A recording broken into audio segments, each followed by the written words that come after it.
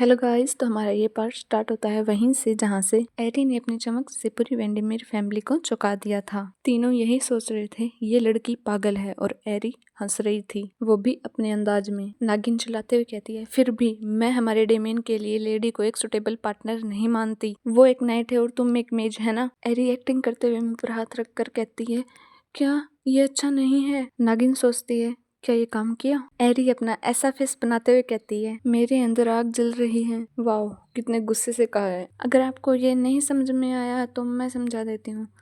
नागिन ने इसे सुटेबल पार्टनर नहीं कहा था डेमियन के लिए, इसीलिए एरी ने ऐसा कहा कि उसके अंदर आग जल रही है। पर ये कुछ ज्यादा ही गुस्सा नहीं हो गया? एरी का ये फेस देखकर नागिन और उसके सपेरे की हवाइयां उड़ जाती हैं। नागिन कहती है, ये क्या है? एरी डेमियन की तरफ देखते हुए कहती है, शायद मुझे ब्यूटीफुल चीजें कुछ ज्यादा ही पसंद है। आप चिंता मत कीजिए, आपका बेटा मेरी ब्यूटीफुल थिंग्स की कलेक्शन में सबसे फर्स्ट आएगा। लेकिन नागिन एरी के पिछले झटके से बाहर ही नहीं निकली थी। नागिन मन में कहती है, मैंने इसे अंडर एस्टिमेट कर दिया, चाहे वो कितने ही अजीब क्यों ना हो। मैंने सोचा था अगर मैं उसके प्राइड को हर्ट करूंगी तो वो शादी को कैंसिल कर देगी। और नागिन की इमेजिनेशन में एरी और डेमियन ऐसे लग रहे होते हैं जिसमें एरी डेमियन से फ्लर्ट कर रही होती है और डेमियन लड़कियों की तरह शर्मा रहा होता है। नागिन सोचती है, ये कोई आम पागल नहीं है। मीटिंग खत्म होते होते शाम हो जाती है। आखिर में एरिसिला ने इस फॉर्मल मीटिंग को कंटिन्यूअसली अटैक करके डोमिनेट कर दिया। एरिसिला जाते हुए कहती है, अच्छा तो मैं चलती हूँ। और एरी पीछे नागिन और सपेरे को चूर चूर होता हुआ छोड़कर जाने लगती है। फिर एरी कैरेज में चढ़ने लगती है। तभी डेमियन कहता है, फेयरवेल माय लेडी। एरी भी कहती है, फेयरवेल योर ग्रेस। लेकिन अचानक से ही एरी अपना फेस डेमियन के आगे ले आती है और एरी को इतना पास देखकर डेमियन ब्लश करने लगता है, वो भी रियल में, ना ही किसी का पॉइंट ऑफ व्यू और ना ही किसी की इमेजिनेशन। एरी भी ब्लश करते हुए कहती है, अब बस शादी बाकी है। डेमियन स्माइल कर कर कहता है, हाँ तो फिर हम बाद में मिलते हैं। फिर एरी चली जाती है और डेमियन उसे जाते हुए देख रहा होता है। फिर नागिन डेमियन को पीछे से बुलाती है और कहती है, क्या तुम्हें सच में बिलीव है कि तुम ये करके जो ऑस्कर का है उसे चुरा सकते हो? फिर वो गुस्से से कहती है, तुमने उस जंगली जानवर को यहाँ लाकर ड्यूकल हाउस का मजाक बनाकर रख दिया है। डेमियन पीछे मुड़कर ऐसे स्माइल कर रहा था जैसे कह रहा हो, अब ये मेरा टाइम है। फिर डेमियन जाने लगता है। तभी नागिन जोर से कहती है, क्या तुमने अभी स्माइल किया? इतने ढीठ मत बनो डेमियन वेंडेमीर, आखिर में तुम्हें फेलियर के अलावा कुछ नहीं मिलेगा। डेमियन कहता है, योर ग्रेस, भले ही जैसा आपने कहा वैसा हो अभी के लिए, लेकिन मैं हार्ड ट्राई करता रहूंगा। फिर एक ना एक दिन तो मैं भी जरूर जीतूंगा, ठीक वैसे ही जैसे पहले आप थे योर ग्रेस, दूसरों का हक छीनकर। आपने भी तो यही किया था। ये सुनकर नागिन का गुस्से से बुरा हाल हो रहा था। डेमियन कहता है, ठीक है तो फिर चलता हूँ मैं। डेमियन आगे चला जाता है और नागिन उसे जाते हुए देख रही थी। फिर वो अपनी मुट्ठी भींचकर कहती है, डेमियन वेंडेमीर, आखिर तक इतने प्राइडफुल और डिग्निफाइड। अच्छा तो जाओ, देखते हैं लास्ट तक कौन स्माइल करते हुए खड़ा रहता है। डेमियन और एरेसिला की फॉर्मल मीटिंग के बाद ड्यूक और डचिस ने यूगो मार्क्विस कपल से प्राइवेट मीटिंग के लिए रिक्वेस्ट की। एक तरफ एरी के फादर नेड यूगो, दूसरी तरफ डेमियन के फादर एलेक्स वेंडेमीर। और डेमियन के फादर अपने साथ बहुत सारा सामान भी लेकर आए हैं। आपको तो पता चल ही गया होगा कि वो किस लिए लेकर आए हैं। अगर नहीं पता तो आगे पता चल जाएगा। डेमियन का फादर कहता है, अगर आप इस शादी को कैंसिल कर देते हैं तो मैं आपको इससे भी ज्यादा रीपे करूंगा। नहीं, बल्कि आप जो चाहें वो, चाहे वो बिजनेस में सपोर्ट ही क्यों ना हो, मैं करूंगा। तो मार्क्विस डेमियन के बजाय आपका ऑस्कर के बारे में क्या ख्याल है? मार्क्विस कहते हैं, जो मेरी बेटी एरेसिला को पसंद करता है वो ऑस्कर नहीं डेमियन है। नागिन कहती है, तो फिर हम हमारे बड़े बेटे ऑस्कर की शादी आपकी बड़ी बेटी लेडी एरिस से करवा दें। जब डेमियन छोटा था तो वो बहुत ज्यादा ट्रबल खड़ी करता था, इसीलिए ही तो हमने उसे स्टडी के लिए अब्रोड भेजा था। क्या आप सच में इसके लिए राजी हैं? मार्क्विस नेस कहती हैं, कोई बात नहीं डचिस, हम हमारी बेटी का सपोर्ट करेंगे चाहे वो जो भी रास्ता चुने, इसीलिए हम इस मैरिज से पीछे नहीं हटेंगे। नागिन और सपेरा दोनों एक दूसरे की आंखों में देखते हैं। फिर नागिन सोचती है, चाहे कुछ भी हो जाए हमें ये शादी रोकनी ही पड़ेगी। फिर कोई सर्वेंट दरवाजा नॉक करता है और कहता है, प्लीज एक्सक्यूज मी, अभी इंपीरियल पैलेस से एक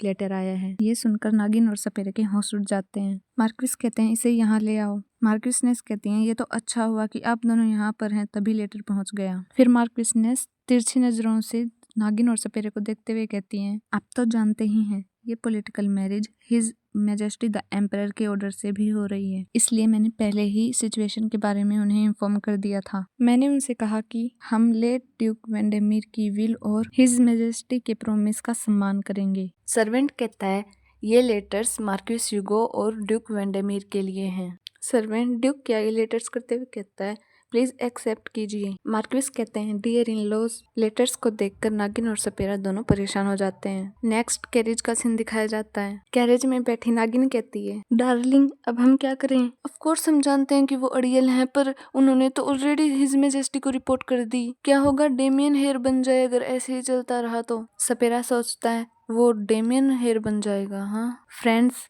आप कंफ्यूज मत होना सपेरा और ड्यूक में, क्योंकि मैं इसे ही सपेरा बोलती हूँ और वो नागिन तो है ही।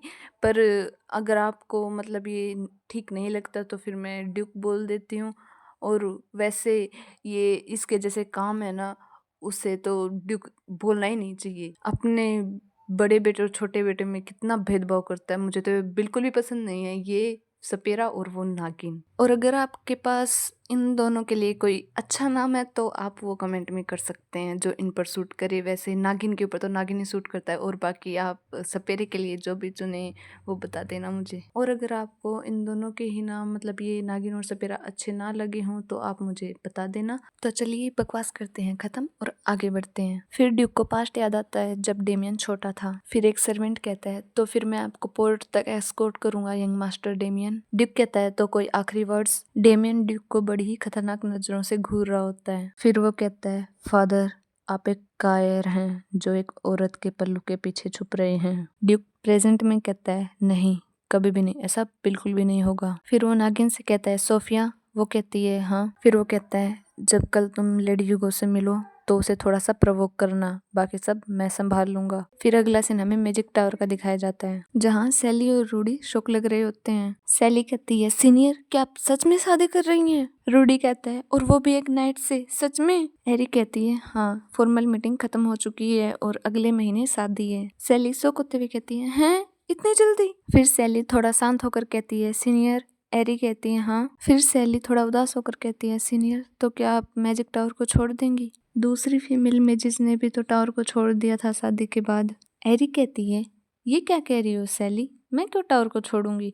ये एक शादी ही तो है। मैंने कितनी ही बार तो कहा है कि मैं इस मैजिक टावर की मास्टर बनूंगी। तो अब चिंता करने के बजाय फ्लोटिंग स्टोन की रिसर्च पर फोकस करो। सैली खुश होते हुए कहती है, यस। तभी कोई डोर नॉक करता है और सैली कहती है, आ जाओ। तभी गेट खुलता है और कोई अंदर आकर कहता है, क्या एरिसिला यहाँ है? और उसे देखकर सैली खड़ी होकर कहती है, टावर मास्टर। एरी परेशान होकर कहती है, मास्टर आप यहाँ कैसे? और ये होता है tower master Philip. Tower master Santa Claus की तरह हंसकर कहता है, हो मैंने न्यूज़पेपर में पढ़ा कि तुम शादी कर रही हो। फिर टावर मास्टर का मूड डाउन हो जाता है। वो कहते हैं, मुझे लगा था कि तुम मुझे ये खुद से बताओगी इतनी इम्पोर्टेंट बात।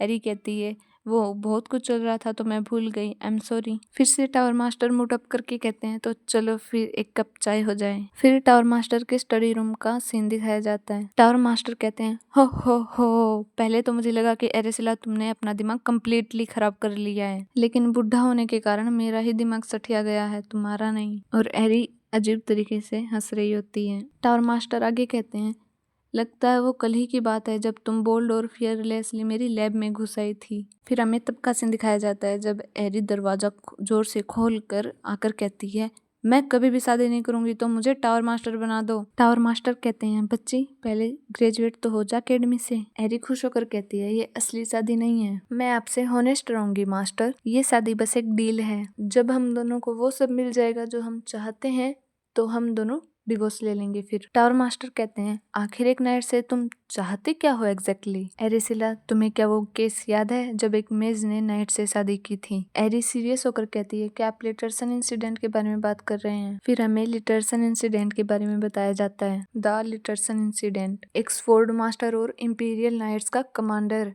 जिसका मर्डर उसकी ही वाइफ ने कर दिया था, जो एक मेज थी। एक मेज ने एक नाइट को अप्रोच किया उसे मारने के इंटेंशन से। ये एक सोची समझी चाल थी। उस कैंडल ने पूरे देश को एक बार में हिलाकर रख दिया था। फिर टावर मास्टर कहते हैं, लोग तुम्हें ऐसे ही उस मेज का इनकारनेशन नहीं कहते। एरी चिल्लाकर कहती है, क्या? कौन लोग हैं वो? मेरे सामने कहने की तो उनकी हिम्मत नहीं होती। एरी चिल्ला रही होती है और टावर मास्टर चाय पीकर हंस रहे होते हैं, हो। फिर टावर मास्टर चाय नीचे रख कर कहते हैं, फिर भी ये सच है, मुझे चिंता है। उस इंसिडेंट के बाद फीमेल मेजिस को एक हार्श छानबीन का सामना करना पड़ा। टावर के अंदर और बाहर दोनों जगह उन्हें क्रिटिसाइज किया गया। फिर वो बहुत ज्यादा सीरियस होकर कहते हैं, तो मुझे बताओ फिर आखिर क्या गेन करना चाहती हो तुम एक नाइट से शादी करके जिसकी वर्थ तुम्हारे फ्यूचर से भी ज्यादा है। इस पर एरी कुछ नहीं कह पाती। फिर वो एड्रियन और एरिस को याद करती है। एरी अपनी मुट्ठी कसती और कहती है, हाँ ये मेरे फ्यूचर से भी ज्यादा कीमती है, इसीलिए मैं इस मैरिज के लिए इतना आगे जा रही हूँ, फिर चाहे कुछ भी हो जाए। टावर मास्टर कहते हैं,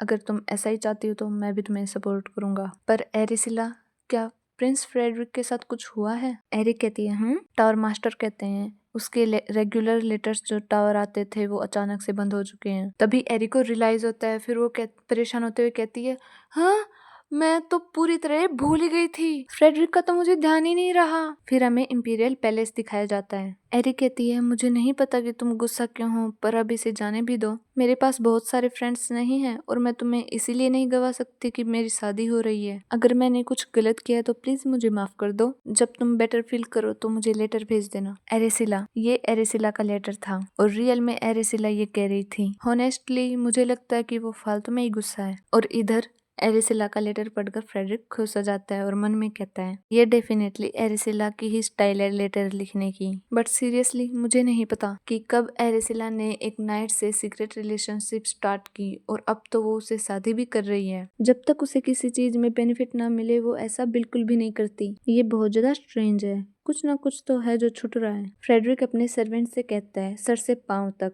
सर डेमियन वेंडेमीर को इन्वेस्टिगेट करो और एरिसिला का पीछा करने के लिए किसी को असाइन करो और कहो कि वापस उसकी मूवमेंट्स की रिपोर्ट दे। सर्वेंट कहता है, यस योर हाइनेस। फिर वो लेटर नीचे रखता है और मन में कहता है, सॉरी एरिसिला, और सीरियस फेस बनाकर आगे कहता है, मैं अपना रिप्लाई बाद में दूंगा, मैं अभी भी इस मैरिज को एक्सेप्ट नहीं करूंगा। तो फ्रेंड्स, मिलते हैं अगले वीडियो में और हाँ, सब्सक्राइब करना मत भूलना। पर ओके, बाय।